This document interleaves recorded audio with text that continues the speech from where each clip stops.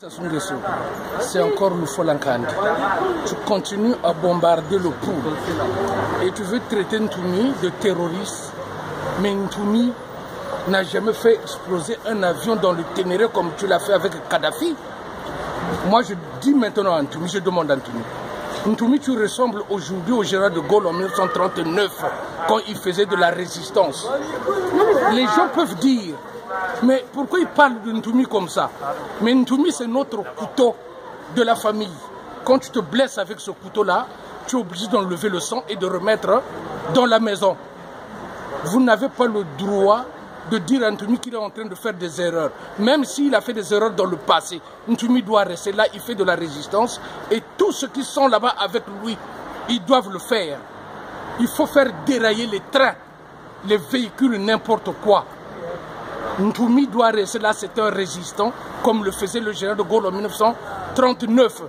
Je vous le dis, les hommes du Poule, quant à Parfait. Tu sais, qu'est-ce qu'on dit Parfait? Qui ne dit rien consent. Ce qui vient à dire que tu es d'accord avec ce que ton oncle ou ton grand frère ou ton grand-père Sassou est en train de faire. C'est de l'abomination. Il est en train de tuer, toi tu ne dis rien, tu regardes, on ne t'entend même pas. Mais tu finiras comme un Mvouba. Il va t'empoisonner et il va te jeter. Tu vas de temps en temps à Kindamba et à Mbazandunga pour aller jauger le degré de ta population. Mais attention, attention, on dit ici que nous on parle, la diaspora, et là la diaspora suit tout. On ne laissera jamais des choses comme ça. Donc je dis à Ntoumi de continuer de faire ce qu'il est en train de faire et le peuple du Poulet du Sud doit être avec lui. Je vous le dis, moi, c'est le Folankandi, Sassou c'était monsieur 8%. Voilà pourquoi je dis, je reviens à monsieur Ban Ki-moon, qui est le président de la Chine. J'ai lu un article où il avait dit l'ordre mondial n'existe plus.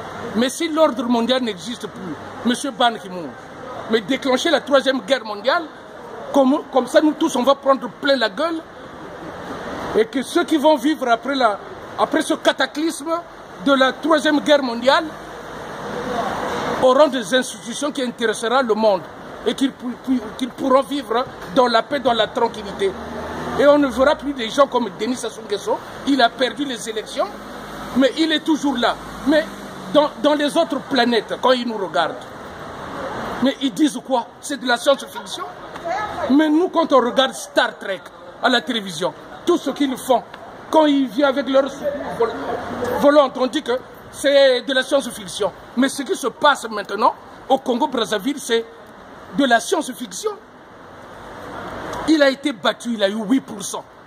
Il y a eu 2 personnes devant lui.